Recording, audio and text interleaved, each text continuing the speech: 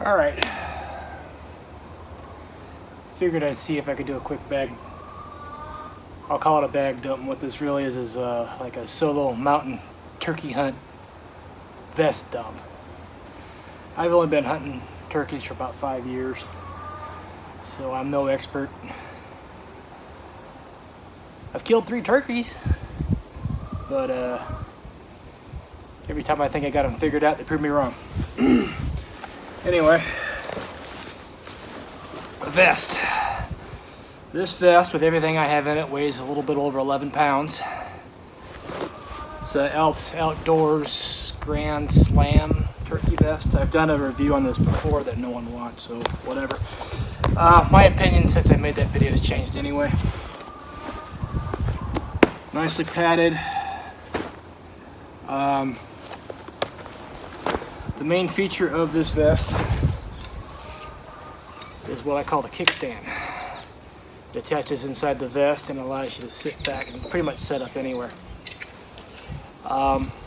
This thing weighs 2.4 pounds and I end up pulling it out of the vest. I rarely use it now.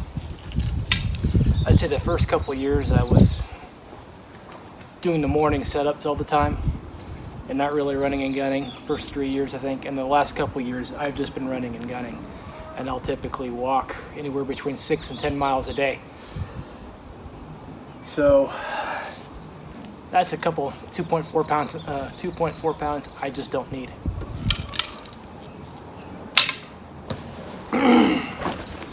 So back of it, seat obviously. Nice to keep your butt out of the mud. I'll get into this later. Not part of the vest. Front part of the vest. Alright.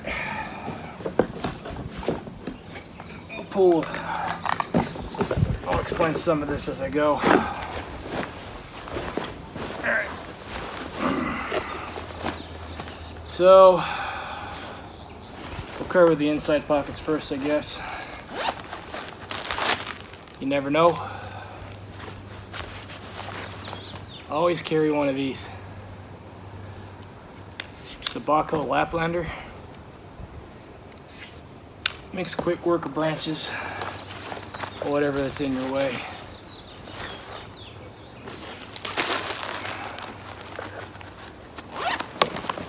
On this side,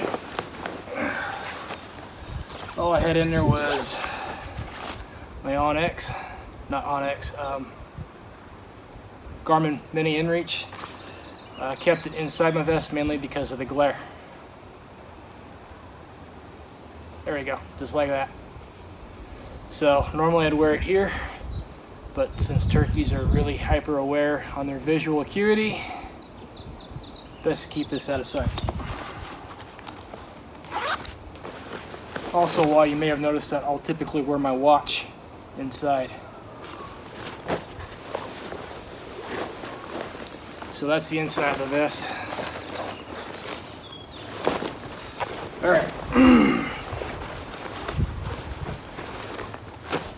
Right side. Not much in here except this is to carry a bird out, a couple zip ties, and my hunting license.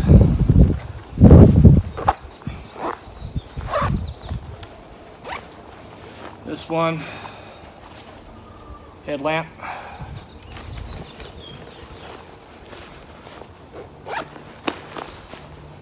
And right here is a box call. I typically use this for reaching out long distances. The beautiful thing about this is that it has a little sleeve inside to keep the paddle from wiggling around.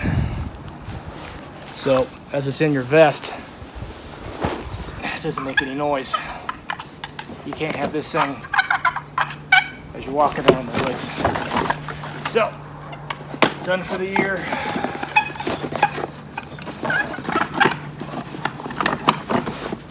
Into the box it goes. There. Left side. like Slate Calls a lot, or pot and peg calls. This one is copper. Now I'll carry different strikers with this thing because different slate pot call, different peg make different noises. Versus this one's pretty similar though.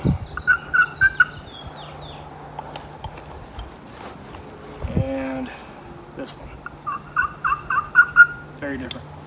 This one also has a glass on the back of it.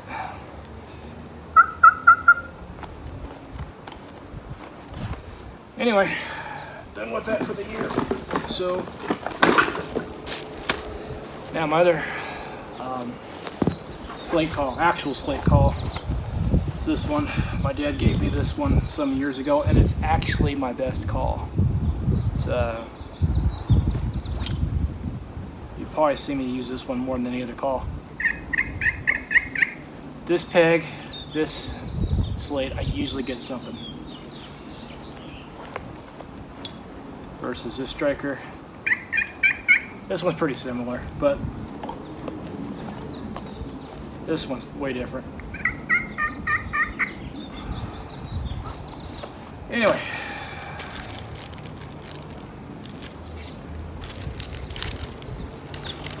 Done with this boy for the year.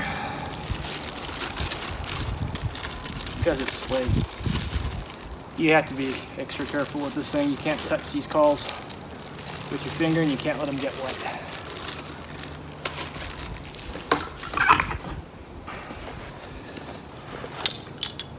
Strikers.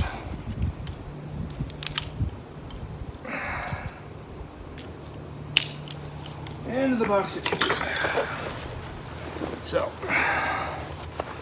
now you notice this one here, I carry a scuff pad on this one, and a different scuff pad in here. And that's to dress the calls out, because once in a while you need to dress them. And then inside this pocket here, I carry extra chalk and another scuff tool.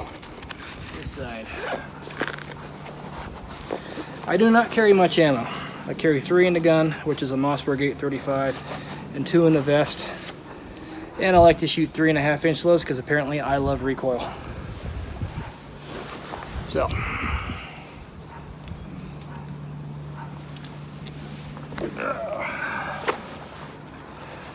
Vest has 5 loops, I only carry 2.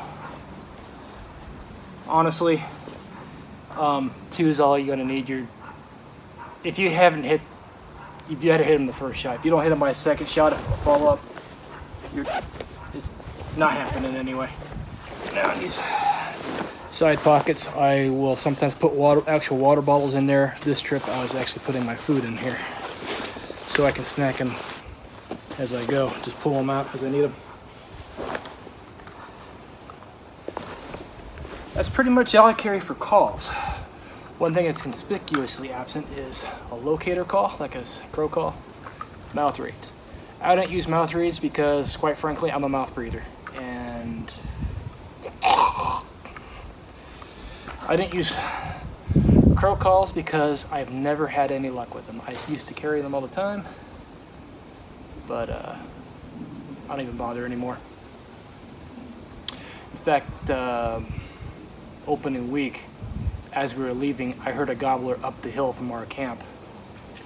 And not even 2 minutes later, this guy comes driving through, blows on a crow call, nothing.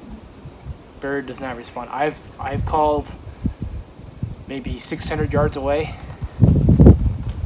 if that, less than a quarter mile away from a bird.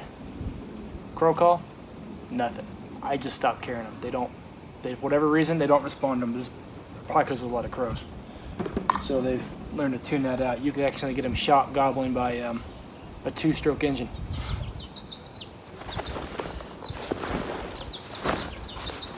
All right, backside. This isn't part of this vest, but it's what I carry. And this is the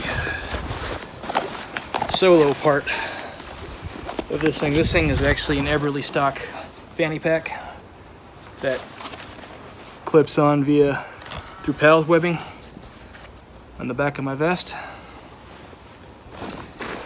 and I'll shove my wallet and keys in this pouch. And in this pouch, apparently I got more toilet paper, first aid kit, emergency kit in case I get stuck overnight, and a leathern.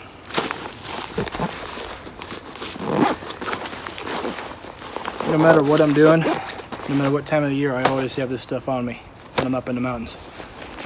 No matter what pack I'm using either. Backside, 2-liter water bladder, and sorry for the air. And backside of this thing, I usually don't carry anything at all except an extra layer. This,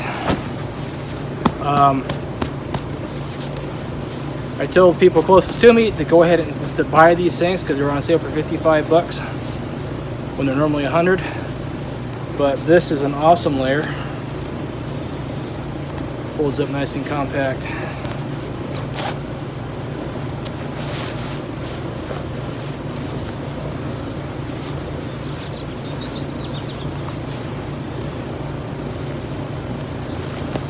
For considering its compactness and its weight, this is a surprisingly nice layer, even though it's a vest.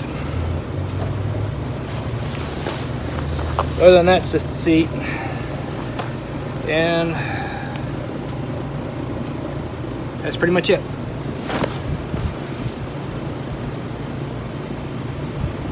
All right, well, there it is. Have a good one.